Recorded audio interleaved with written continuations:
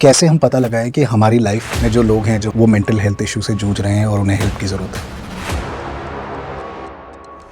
उसका तो सिर्फ एक ही आंसर है कि आपको अपनी नॉलेज अपडेट रखनी चाहिए। सुनने से ही आधी प्रॉब्लम मुझे लगता है कि दूर हो जाती है। सुनना अपने आप में एक स्किल है, it's a big skill. Listening is an art, hearing is not an art. हमारा देश ऐसा है कि जहाँ पर लोग कोहली को बैटिंग करना सिखा देते हैं, मोदी को सरकार चलाना सिखा देते हैं, जब हमारे पास कोई प्रॉब्लम लेकर आता है तो हमारा जो नी जर्क रिएक्शन होता है वो होता है कि अरे इसमें क्या है, मैं बताता हूँ। तो क्या ऑब्जर्वेशन मेंटल हेल्थ सिनेरियो में भी काम करता है? बिल्कुल करती है। Asking the right question at the right time. घर में जो बुजुर्ग लोग होते हैं कैसे वो सपोर्ट सिस्टम बन सकते हैं कि उनकी भी मेंटल हेल्थ एकदम दुरुस्त रहे? Grand parents and grand children sharing beautiful relationships.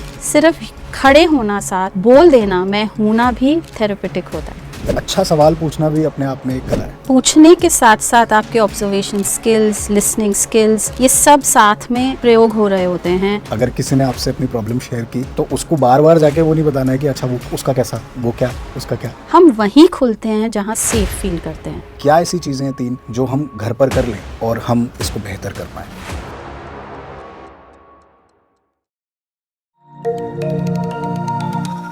Sunny side up, mental health का फर्स्ट एड। नमस्कार, welcome to another episode of sunny side up. सबसे पहले तो आपका बहुत बहुत थैंक यू कि आपने इतने सारे एपिसोड्स को देखा, एंजॉय किया, उसमें से अपनी लर्निंग्स ली और हमें ढेर सारे अच्छे अच्छे फीडबैक दिए। आज का एपिसोड सबसे इंपॉर्टेंट होने वाला है। जी हाँ, स्ट्रेस और एंजाइटी से ज़्यादा इंपॉर्टेंट, डिप्रेशन से ज़्यादा इंपॉर्टेंट, ये इंपॉर्टेंट होने वाला है रिलेशनशिप के हमारे दोनों एपिसोड से ज़्यादा और फॉरगिवनेस से भी ज़्यादा, सबसे ज़्यादा, क्योंकि ये एपिसोड आपके बारे में है। ये एपिसोड आपके बारे में। अगर आपकी लाइफ में कोई भी ऐसा इंसान हो, घर पर हो, ऑफिस में हो या दोस्तों में हो, जो डिप्रेशन से या फिर मेंटल हेल्थ के किसी भी इशू से जूझ रहा है, तो आप कैसे उनके लिए एक एलाय बन सकते हैं, एक सपोर्ट बन सकते हैं, एक दोस्त बनकर सामने आ सकते हैं और एक ऐसा इंसान बन सकते हैं जो उन्हें बोल पाए मैं हूं ना। तो आज के एपिसोड में हमारे साथ हैं डॉक्टर शिल्पा फिर से, जो कि एक थेरेपिस्ट हैं, एक emotional freedom technique master trainer हैं। वो हमें बताएंगे कि कैसे हमें एक बेहतर एलाई यानी कि एक दोस्त जो हमेशा सपोर्ट में आपके साथ खड़ा रहे, वो बनने में कैसे हमारी मदद हो सकती है। Doctor Shilpa, welcome to sunny side up. Thank you so much Abhishek. कैसा रहा है आपका ये एक्सपीरियंस इस पॉडकास्ट का? पहला पॉडकास्ट आपका है और ये पहला सीजन आज हम कल्मिनेट कर रहे हैं with this beautiful episode. How do you feel? I feel very blessed that I got this opportunity to share knowledge, and I've got lot of feedbacks which have been very positive, how it has shifted lives of people, how they have related to the content. So I would say that it's a blessing. बीते episodes में हमने हर aspect की बात की mental health के। आज का episode मुझे बड़ी उम्मीद है इस एपिसोड से, क्योंकि आज हम एक्चुअली लोगों से बात करने वाले हैं। क्योंकि कई बार ऐसा होता है कि हमारा कोई दोस्त, फैमिली में कोई या कोई भी जब मेंटल हेल्थ इशू से जूझ रहा होता है, आधी बार तो हमको समझ ही नहीं आता कि ये क्या हो रहा है ना। तो ये एपिसोड कैसे इंपॉर्टेंट हो जाता है और कैसे हम पता लगाएं कि हमारी लाइफ में जो लोग हैं जो हमें बहुत प्यारे हैं, वो मेंटल हेल्थ इशू से जूझ रहे हैं और उन्हें हेल्प की ज़रूरत है। मेंटल हेल्थ से जूझ रहे हैं, उसका तो सिर्फ एक ही आंसर है कि आपको अपनी नॉलेज अपडेट रखनी चाहिए। आपको गूगल का प्रयोग नॉलेज बढ़ाने के लिए करना चाहिए। और डील कैसे करना है उसके लिए I will start with N analogy. आपने कभी टॉर्च से अंधेरे में बाहर खेला है? आपने देखा होगा, जब हम टॉर्च लाइट को आसमान की तरफ करते हैं तो रोशनी गायब हो जाती है, बट अगर हम उसे दीवार की तरफ फोकस करें, टॉर्च को, या किसी इंसान की तरफ या ज़मीन की तरफ, तो वो रोशनी दिखाती है। एग्जैक्टली वही है, वो torch is the person who is dealing with issue, और वो डार्कनेस से जूझ रहा होता है। उसे नहीं पता उसके अंदर क्या क्वालिटीज़ हैं, क्या चैलेंजेस हैं, वो जूझ किससे रहा है। You are that wall, that person, that earth, जिसके ऊपर जब वो लाइट पड़ रही है तो उसको खुद की कैपेसिटी, खुद के स्ट्रेंथ समझ आने लगते हैं, because you are just there for that person. So जो आपने बहुत सुंदर वर्ड बोला है, मैं हूँ ना, वो मैं हूँ ना is the reflection that is provided by you, by saying I am there for you, I am there to support you, I am willing to listen to you, I am going to validate you, I am empathising with you. ये सब करना ही उस इंसान को खुद का reflection देता है that I am valuable to someone. But मैं हूं ना कह देना और मैं हूं ना में रहना थोड़ा बहुत काफ़ी डिफरेंट है ना एक दूसरे से। तो कैसे हम इंश्योर करें कि मेरे कहने से ज़्यादा सामने वाला ये फील करे कि मैं हूँ उसके लिए? I will share from two perspectives, एक जो जिस पे बीत रही है और एक जो उसको बचाना चाहता है या संभालना चाहता है। गैप क्यों रह जाता है? अक्सर हम लोगों को हम किसी की मदद करना चाहते हैं, लेकिन वो इंसान शायद उस मदद के लिए तैयार नहीं होता, या कई बारी हम उस चीज़ को उनको फिक्सिंग मोड में ले जाते हैं। व्हाट आई मीन इज़, बहुत बारी मेरे ऑब्जर्वेशंस ये रहे हैं कि कई बारी आज के ज़माने में बच्चे हैं, मम्मी मैं लो फील कर रही हूँ, मुझे लग रहा है मुझे डिप्रेशन के सिम्टम्स नज़र आ रहे हैं, तो पेरेंट्स एकदम झट से बोल देंगे नहीं नहीं ये सब कुछ नहीं होता। Denial, what I mean to say is, जो हेल्प करना चाहता है अगर वो अपने डिनायल मोड में है तो ही और शी और they are dealing with certain of their own fears. अगर मैं शेयर कर रही हूँ इसका मतलब मैं हिम्मत दिखा रही हूँ। Tell me one thing, is it easy to be honest? Is it easy to tell the truth? Is it easy to be vulnerable? It takes a lot of courage. बहुत हिम्मत चाहिए अपनी कमी दिखाना, अपनी लिमिटेशंस शेयर करना, सच बोलना, honesty दिखाना। तो जो शेयर कर रहा है ना उसमें बहुत हिम्मत है, इसीलिए शेयर कर पा रहा है। क्या हम उस हिम्मत को इनकरेज कर रहे हैं या डिस्करेज कर रहे हैं? जस्ट बिकॉज हमारे अंदर डर है, बेइज्जती हो जाएगी, सोसाइटी क्या बोलेगी, नहीं मेरे बच्चे के साथ ऐसे कैसे हो सकता है, नहीं मेरा दोस्त तो हंस रहा है तो कहीं ऐसा तो नहीं मुझसे झूठ बोल रहा है। All these aspects show your own fears. आपको ये ध्यान रखना है जब आप किसी को सुन रहे हैं तो आप उसको वैलिडेट भी कर रहे हैं। To be a listener is I think the biggest asset. अगर लाइफ में भी आप जनरली भी, not just in mental health scenarios, अगर जनरली भी अगर आप किसी की बात सुन लें जो परेशान है, गुस्से में है या कुछ भी, सुनने से ही आधी प्रॉब्लम मुझे लगता है कि दूर हो जाती है। सुनना अपने आप में एक स्किल है, it's a big skill. English में it's easier to say there is a difference between listening and hearing, और हिंदी में अगर बोलूँ तो सुनना और ध्यान पूर्वक सुनने में बहुत फ़र्क है। Listening is an art, hearing is not an art. आप वो कहना क्या चाह रहे हैं उनके दिल तक, उनके शब्दों के बियॉन्ड जाना इज़ लिसनिंग। उसके लिए आपको अपने बहुत फियर्स को छोड़कर पूरा ध्यान केंद्रित करना पड़ता है दूसरे इंसान की तरफ, तब आप उस नज़र से सुन पाते हैं या उस ध्यान से सुन पाते हैं, उसकी ज़रूरत समझ पाते हैं। मूवीज़ में बहुत अच्छे से दिखाते हैं, माँ है सब समझती है, but she is displaying that art of listening and not hearing. ये तो एक फैक्टर हो गया कि सुनना ज़रूरी है, और to be a good listener obviously it's a skill. But सुनने के बाद क्या? फर्स्ट कीजिए कि अगर मैं आपसे बोलता हूँ कि मुझे I am not feeling good today, I am not in the best of my mood, और I am just feeling a little low, जो कि अभी हम थोड़ी देर पहले बात कर रहे थे। इसके बाद क्या? आप तो एक emotional freedom technique master trainer हो, लेकिन आम जनता क्या करे? क्या फर्स्ट एड है हमारे लिए? आप चाहते हैं अगर कि दूसरा आपके सामने खुले तो उसके लिए आपके कई स्किल्स चाहिए, जिसमें से सबसे इम्पॉर्टेंट स्किल है एम्पैथी। ये बहुत छोटा सा शब्द है, करते कैसे हैं, करना कैसे है, that is something I would like to cover. Empathy बोलने से नहीं आती, एम्पैथी सिंपैथी से बहुत डिफरेंट होती है। एम्पैथी किसी के साथ अगर रखनी है तो हिम्मत चाहिए, पेशेंस चाहिए दूसरे को का पर्सपेक्टिव लेने की, सुनने की। उस पर्सपेक्टिव में जब वो शेयर कर रहे हैं उसमें ये नहीं है कि आप अपनी राय थोप रहे हैं, आपको एक नॉन जजमेंटल वे में उसको पूरा सुनने की क्षमता रखनी और एब्जॉर्ब करने की क्षमता रखनी ज़रूरी है।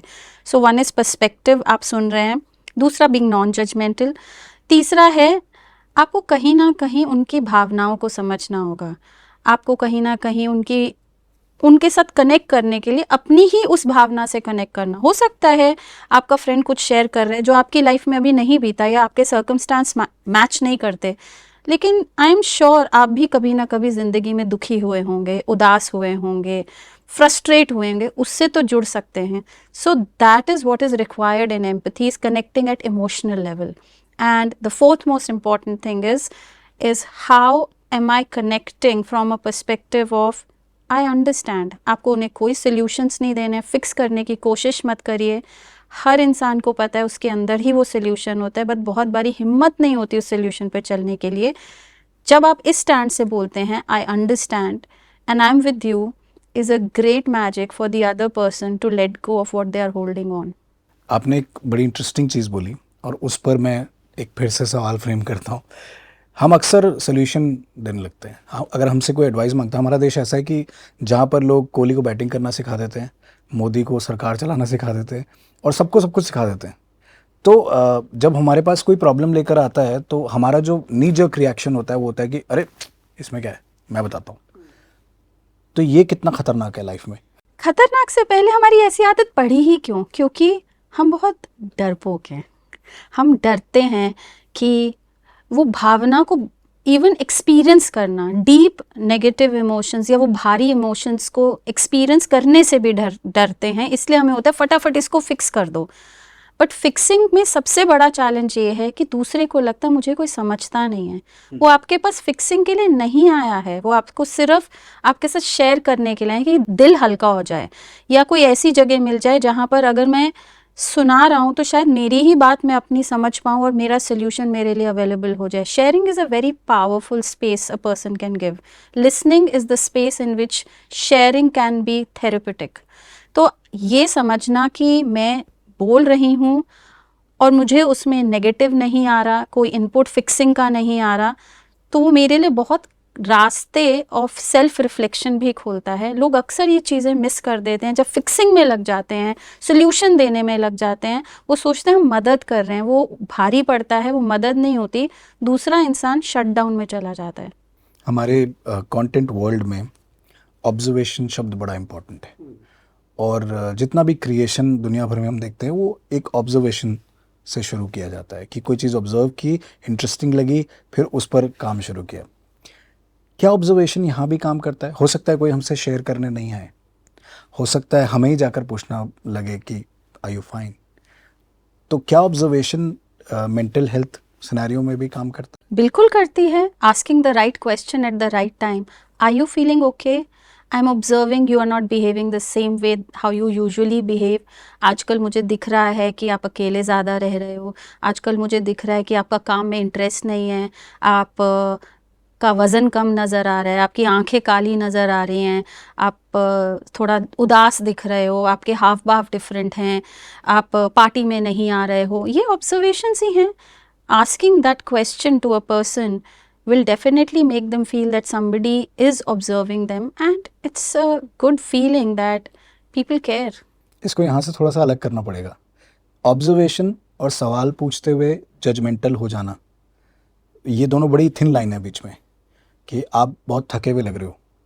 Other person can also feel कि अरे यार, I remember we were taking one interview of a celebrity, I will not name that celebrity, and one of the crew members, उन्होंने खड़े होकर पूछ लिया कि अरे सर आज तो आप बड़े थके हुए लग रहे हो, and he got offended and he said कि ऐसे नहीं बोलते, कि हम कितनी जगह से आए हैं प्रेस कॉन्फ्रेंस करके, कितना कुछ कर रहे हैं, सुबह से दिमाग में इतना चल रहा है। The first question should be how are you, it shouldn't be कि आप थके हुए लग रहे हो।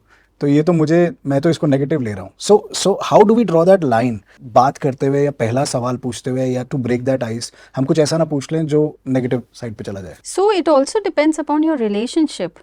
अब जो आपने एग्जाम्पल दिया उसमें रिलेशनशिप डिफरेंट था। मैं इस हक से सिर्फ अपने क्लोज्ड वंस को बोल सकती हूँ। मैं इस हक को एक स्ट्रेंजर को या एक ऑफिशियल लेवल पे, प्रोफेशनल लेवल पे ऐसे नहीं अपने आप को इंट्रोड्यूस कर सकती। आपने बिल्कुल ठीक बोला कि to start with how are you, answer शायद सेम ही होता, बट अंडरस्टैंडिंग द क्वेश्चन कि हम किसको क्या पूछ रहे हैं, ये भी देन एक कला है। ये भी मुझे एक वाक्य इससे भी याद आ गया कि I met a friend after a couple of years, we were sitting and generally chatting, I was driving and she was sitting with me and she said तू खुश है ना? मैं ठीक ही था, सब ऐसा कुछ प्रॉब्लम नहीं था।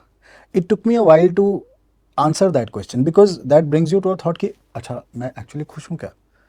But it is such a deep question. 3 लफ्ज़ उसने कहे और उसमें मैं पूरा खो के रह गया। So I really relate to the fact कि अच्छा सवाल पूछना भी अपने आप में एक कला है। बिल्कुल। पूछने के साथ साथ आपके ऑब्जर्वेशन स्किल्स, लिसनिंग स्किल्स, ये सब साथ में प्रयोग हो रहे होते हैं, यूज़ हो रहे होते हैं, और जितना आप किसी के साथ ह्यूमनली कनेक्टेड होते हैं उतने नेचुरल भी होते हैं। तो सबसे पहले तो हमें किसी को जज नहीं करना है सवाल पूछते हुए। दूसरी बात, हमें we have to be observant. तीसरी बात, we have to be a good listener. और चौथी बात जो मैं इसमें ऐड कर देता हूँ कि उसको बार बार वापस जाके पोक नहीं करना है। अगर किसी ने आपसे अपनी प्रॉब्लम शेयर की तो उसको बार बार जाके वो नहीं बताना है कि अच्छा वो उसका कैसा, वो क्या, उसका क्या, या है, कर सकते नहीं कर सकते। यहाँ मैं थोड़ी सी सेंसिटिविटी ऑडियंस की क्रिएट करना चाहूँगी। हम वहीं खुलते हैं जहाँ सेफ फील करते हैं। अगर मैं उस स्पेस में, उस इंसान के साथ, उस माहौल में, उस कम्युनिटी में सेफ नहीं फील करूँगी तो मैं खुलूँगी नहीं। ये लड़ाई अपने साथ भी हो सकती है, अपने अंदर भी चल सकती है, एक भाई बहन या माँ बाप के सामने भी हो सकती है। घर के माहौल में अगर सेफ नहीं फील कर रहे तो शेयरिंग नहीं होगी। माँ बाप के साथ अगर लग रहा है कि बहुत टोका टाकी है, कि मेरी बात को नहीं सुना जाएगा या समझा जाएगा, तो सेफ्टी फील नहीं होगी, तो शेयरिंग भी नहीं होगी। ये चीज़, ये whole concept of understanding that it is a game of feeling safe can open a lot of perspective for those who want to be an ally. ये सवाल आप लोगों के लिए मैं पूछ रहा हूँ डॉक्टर शिल्पा से। कोई पेरेंट है जो इस समय हमें देख रहा है और पिछले कई सालों से उनकी अपने बच्चे से जो रैपो है वो अच्छी नहीं है, बच्चा सेफ नहीं फील करता। आज इस पॉडकास्ट पर, ईमोएट के यूट्यूब चैनल पर डॉक्टर शिल्पा को सुनते हुए वो क्या ऐसा टिप यहाँ हमसे ले ले कि वो जो रिलेशनशिप है जो सेफ स्पेस नहीं बन पाया इतने सालों में, वो आज बन जाए या आज से बनना शुरू हो जाए। फ्रॉम अ पेरेंट पर्सपेक्टिव एक मैं कॉन्सेप्ट समझाना चाहूँगी कि पहली बात, इस बात को बोलना बंद कर दें कि हमारे ज़माने में तो ऐसा होता था। दूसरा, इस बात को करना बंद कर दे कि मेरे बच्चे के साथ ऐसे कैसे हो सकता है। These are all factors of denial. आप रियलिटी से बहुत दूर हैं। आपको समझना होगा, एक इंसान की पर्सनालिटी दो का पहाड़ा नहीं है कि मैंने डॉक्टर शिल्पा से 4 टिप्स सीखी और मैं उसे रटकर ज़िंदगी में उतारूंगा या उतारूंगी और मेरी ज़िंदगी बदल जाएगी। आपको अपने बच्चे को, अपने सिबलिंग को, अपने रिलेटिव को, फ्रेंड को एक इंसान के रूप में देखना है कि उसके पैटर्न्स कहाँ से आ रहे हैं, वो ऐसा क्यों है। हमारी लड़ाई एक लेवल पे नहीं होती अभिषेक, बहुत लेवल्स पे चल रही होती है। मैं एज एन इंसान अपने बारे में क्या सोचती हूँ, मैं पॉजिटिवली सोच रही हूँ या नेगेटिवली सोच रही हूँ, यहीं से लड़ाई शुरू हो जाती है। और उसी को ठीक करने में कईयों की तो पूरी ज़िंदगी निकल जाती है। सो एक लड़ाई वहाँ चल रही है।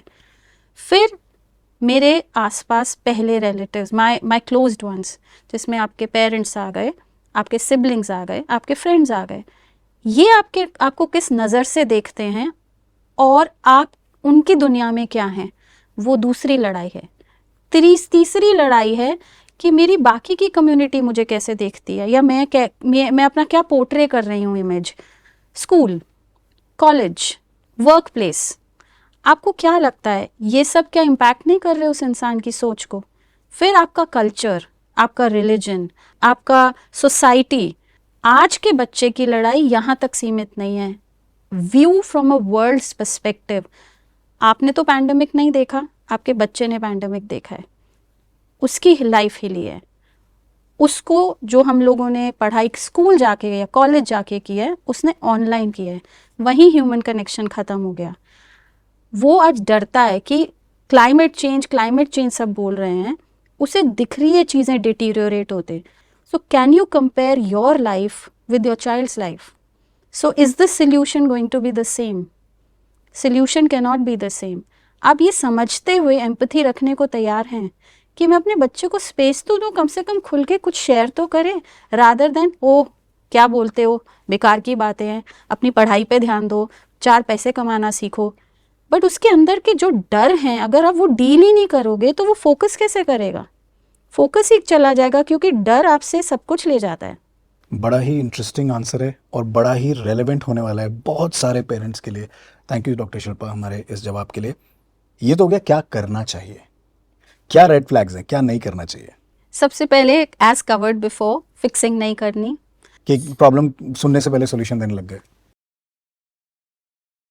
टॉक्सिक पॉजिटिविटी, ये क्या है टॉक्सिक पॉजिटिविटी? पॉजिटिविटी भी टॉक्सिक हो सकती है। हम बहुत बारी अपने डीप नेगेटिव इमोशंस को डील नहीं करना चाहते हैं, उसे छुपा बैठते हैं। अगर जाने अनजाने ये सब जाने अनजाने हैं। या किसी ने सिखा दिया पढ़ा दिया तो हमारे लिए भी वो हो गया, बस ऐसे ही जीना होता है। तो हम असलियत से दूर हो रहे हैं क्योंकि किसी ने बोल दिया ये जीने का तरीका नहीं है, तो हमने भी सोच लिया जो महसूस हो रहा है वो गलत है, इसको छुपा दो। जब हम इस तरीके से करते हैं तो हम बहुत अपने फीलिंग्स डिसमिस कर रहे होते हैं, नज़रअंदाज कर रहे होते हैं, अगर बुरा लग रहा है तो उसमें भी गिल्ट फील कर रहे होते हैं। सबसे ज़्यादा प्रॉब्लम आती है जब कोई और शेयर करता है तो हम उसे भी नकार देते हैं। We say oh how can you feel like that.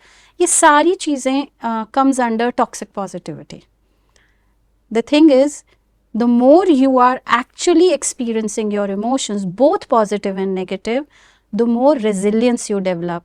आपको ज़िंदगी जीने में मदद ही मिलेगी अगर आप अपने अंदर जो चल रहा है उसको फेस करने के लिए तैयार हैं। बहुत सारे रिलेशनशिप्स भी ऐसे होते हैं जिसमें आपको पता ही नहीं लगता कि what your partner is going through. अगर एक हाउसवाइफ के नज़रिए से देखा जाए तो she is not aware of what the person is doing for the family, how much sacrifice he is making और वट एवर।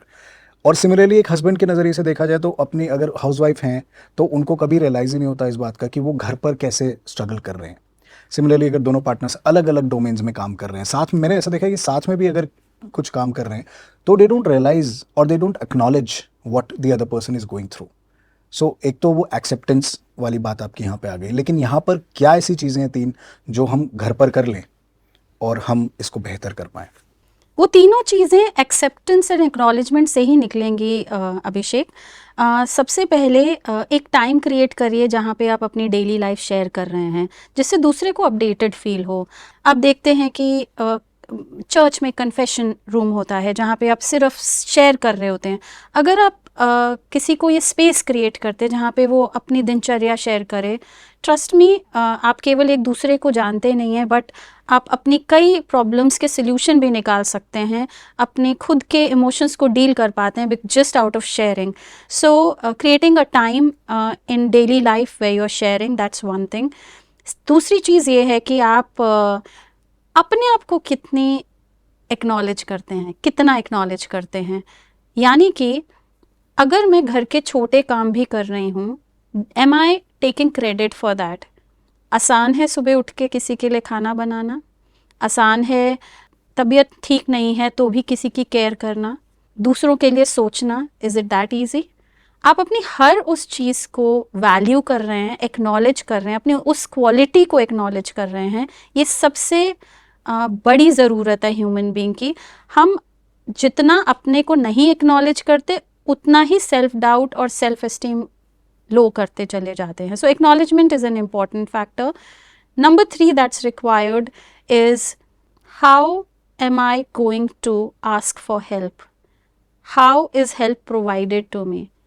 आदमी ने शेयर किया, शेयर करने के बाद किसके साथ शेयर किया, ये बहुत इम्पॉर्टेंट है।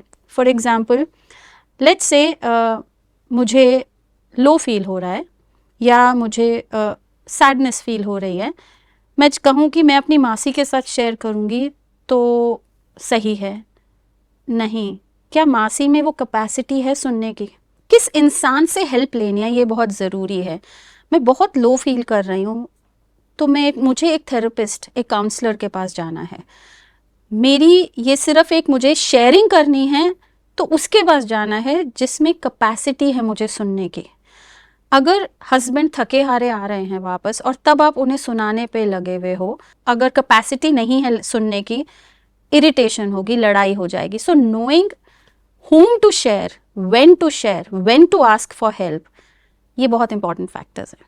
घर में जो बुजुर्ग लोग होते हैं अक्सर उन्हें बहुत सारी बातें करनी होती हैं, लेकिन अनफॉर्चुनेटली उनके पास होते नहीं लोग बात करने। तो इस केस में कैसे हम उन्हें मैं हूं ना कह सकते हैं, कैसे उनके अलाय हो सकते हैं, कैसे वो सपोर्ट सिस्टम बन सकते हैं कि उनकी भी मेंटल हेल्थ एकदम दुरुस्त रहे? I have seen grandparents and grandchildren sharing beautiful relationships.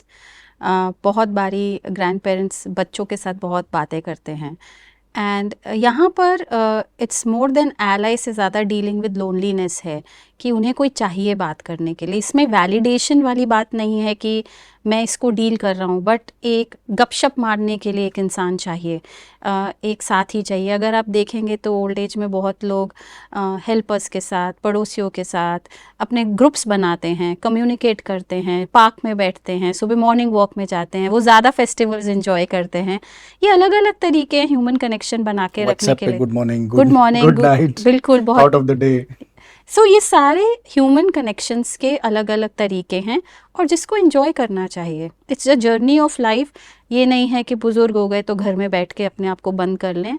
Still go out, meet people, make sure आप कम्युनिकेट कर रहे हैं, खुश हैं, स्माइल कर रहे हैं। तो जितना सोशल कम्युनिकेशन और कनेक्शन होगा उतना आप लोगों को खुश देखेंगे। सो एज अ चाइल्ड अगर आप एलाई बनना चाहते हैं या सपोर्ट करना चाहते हैं किसी भी तरह से, तो ज़्यादा से ज़्यादा कोशिश करें कि उनका सोशल कनेक्ट और ह्यूमन कनेक्शन जो है वो बाहरी दुनिया से बना रहे, वो एक कमरे में कैद होके ना रह जाए। और ये सिर्फ ग्रैंड पेरेंट्स का क्यों, ये तो हर रिलेशनशिप है। आप एज अ पेरेंट बच्चे का ध्यान रख रहे हैं तो भी उनको मेक श्योर वो डिजिटल गैजेट से बाहर निकल कर, डिजिटल दुनिया से बाहर निकल कर खेलने जा रहे हैं, पार्क में जा रहे हैं, क्लासेस में जा रहे हैं, एक्टिविटीज़ में जा रहे हैं। उनका एक सोशल नेटवर्क है। आप उन्हें अपने साथ मंदिर ले जा रहे हैं या किसी भी कम्युनिटी सर्विस में लेके जा रहे हैं। All these things are equally important for the growth of children. उसी तरह आपके अगर फ्रेंड्स हैं तो आपका कोई ना कोई गेट टुगेदर हो, आप वहाँ मिल रहे हैं, सोशल टाइम है। ये सब चीज़ें रिप्लेसेबल नहीं हैं। और ये तभी संभव हो पाएगा जब आप अपने फ़ोन से, अपनी उस छोटी सी स्क्रीन से जिसमें आपने दुनिया बना ली है, उससे थोड़ा सा दूरी बनाएंगे और दुनिया के पास आएंगे। एम आई राइट? बिल्कुल। सोशल मीडिया ने हमें बहुत कुछ दिया है, लेकिन साथ में लोनलीनेस भी दी है। सोशल मीडिया हमें बहुत कुछ सिखा रहा है, तो हमें ये भी समझना है कि हमें दूरियां बढ़ानी नहीं, घटानी हैं। सो उसके लिए जो भी फ़ोन में रहता है वो दो चीज़ें खो देता है, human connect and skill to connect. हम डरने लग गए हैं दूसरे से बात करने में, और वो डर ख़त्म करने का तरीका भी खुलकर बात करना है। और इस दुनिया के सारे ब्रह्मांड के जितने भी कष्ट हैं ना, वो बात ना करने से हुए हैं। वो कहते हैं ना, बात करने से बात बनती है। तो ये बातें इसलिए हो रही हैं यहाँ पे डॉक्टर शिल्पा से, हम इसलिए बात कर रहे हैं ताकि आपकी लाइफ की बात बनी रहे, कभी भी मेंटल हेल्थ का जो प्रॉब्लम है वो आपके साथ ना आए, और अगर आए तो आप उससे घर पर आसानी से फर्स्ट एड के साथ डील कर पाएँ। ये है Sunny side up, the mental health podcast. Doctor Shilpa, ये तो हो गई एलाई बनने की बात, ये हो गई लाइफ में बोलने का कि मैं हूं ना, और प्रॉब्लम्स को साथ में मिलकर डील करने का। लेकिन क्या ये काफ़ी है या इससे बढ़कर कुछ है? ये काफ़ी नहीं है। इसके लिए मैं आपको फर्स्ट एपिसोड पे लेके जाती हूँ। यानी कि अगर गाड़ी ख़राब होगी तो हम कहाँ ले जाएंगे? Service station. सो आपको ये समझना होगा रेड फ्लैग्स हैं क्या मेंटल हेल्थ में। आप अगर ये समझते हैं मेरे अकेले के सपोर्ट करने से या मेरे अवेलेबल होने से सारी चीज़ें कवर हो जाएंगी, मेरा बच्चा, मेरा फ्रेंड, मेरा कोलीग, मेरा पेरेंट, मेरा स्पाउस ठीक हो जाएगा, ये बहुत लिमिटेड सोच है। Going to where it is required, going to who has the expertise is also very important. आप अपनी गाड़ी नहीं जानते हैं, आप सर्विस स्टेशन ले जाते हैं, आप बिल्कुल टाइम वेस्ट नहीं करते हैं। फिज़िकल हेल्थ में आपको लगता है ये चीज़ मेरे दायरे से बाहर है, फट से डॉक्टर के पास भागते हैं। उसी तरह से reaching out to the person who is an expert should also be a proactive decision. So whenever you can fix the car on your own. Just in case you think that कि थोड़ा सा expert advice लेना है, तो you can always go to a therapist and seek help. I would like to also conclude as well as add something. So इसको अगर मैं nutshell में बोलना चाहूँ, सपोर्ट कैसे देना है अच्छी लिसनिंग के साथ, और क्या नहीं करना है ये समझना ज़रूरी है। सेफ्टी कैसे क्रिएट करनी है, केवल एम्पथी नहीं करनी, वैलिडेशन देना है, नॉन जजमेंटल होना है, उसका सच मानना है, उसकी शेयरिंग, उसके इमोशंस की रिस्पेक्ट करनी है। हेल्प मुझे देनी नहीं आती तो सही जगह पहुंचाना है। अगर देनी आती है तो केवल इस तक कि मैं समझ सकता हूँ, बट मैं एक्सपर्ट नहीं हूँ, तो मुझे एक एक्सपर्ट की मदद ले लेनी चाहिए किसी भी रूप में, किसी भी लेवल पे। ये बहुत ज़रूरी है। So this is what an allies job is. और बहुत बारी केवल सिर्फ खड़े होना साथ बोल देना मैं हूं ना भी थेरेपेटिक होता है। अच्छा, और मैम कई बार ना हम बड़ी अच्छी इंटेंशन से जाते हैं किसी की मदद करने, किसी के एलाई बनने, किसी को बोलने मैं हूं ना, लेकिन उस तरफ से वो रिएक्शन नहीं आता, वो कई बार खुलता नहीं इंसान आपसे। तो ऐसे में क्या करें? करें मदद, कोशिश, या फिर थोड़ा सा पीछे हो जाएं क्योंकि समझ नहीं आ रहा अभी क्या हो रहा है? हम खुद अपने पास्ट से बहुत डरते हैं। हम किसी की मदद करते करते हेजिटेशन दिखाते हैं क्योंकि हमारा पिछला एक्सपीरियंस अच्छा नहीं रहा होता। हमारे फियर्स ही हमको रोक देते हैं कि मैंने पिछली बारी किसी की मदद करी थी तो मेरे को 2 बातें सुना दी गई थी, या ये भी हो सकता है मैं उनके सामने खुला था या खुली थी तो मेरा मजाक उड़ा दिया गया था। हमारे एक्सपीरियंसेस हमें रोक देते हैं। सो अगर आप वाकई इस गुड इंटेंशंस के साथ जा रहे हैं तो बहुत ज़रूरी है दिल पे लगाना नहीं चाहिए उस रिस्पॉन्स को जो मिलेगा आगे से। जो रिस्पॉन्स मिलेगा। और बहुत बारी जब आप सिर्फ चुप खड़े होते हैं बट आप उस इंटेंशन के साथ पावरफुली एम्पावर्ड वे में सपोर्ट कर रहे होते हैं तो मैं हूं ना 6 सेंस से डिलीवर हो रहा होता है। They might say something but they might come back and से सॉरी ऑल्सो कि उस टाइम मेरा मूड ठीक नहीं था, और वही आपके लिए कम्युनिकेशन खुल जाएगा, चाहे वो 2 दिन बाद हो, 4 घंटे बाद हो, बट कम्युनिकेशन खुल जाएगा। सो अच्छी नीयत से बोलना इज़ वन थिंग, और ये समझना कब बोलना है इज़ अनदर थिंग। यहाँ एक और चीज़ मैं बोलना चाहूँगी, understanding the concept of space. बहुत लोग स्पेस देना और स्पेस मांगने को कॉन्सेप्ट समझते नहीं हैं। अगर मैं बोल देती हूँ आई नीड सम स्पेस, तो हम सोचते हैं उसको अकेला छोड़ दो, बट कितनी देर छोड़ना है ये हमें नहीं पता होता।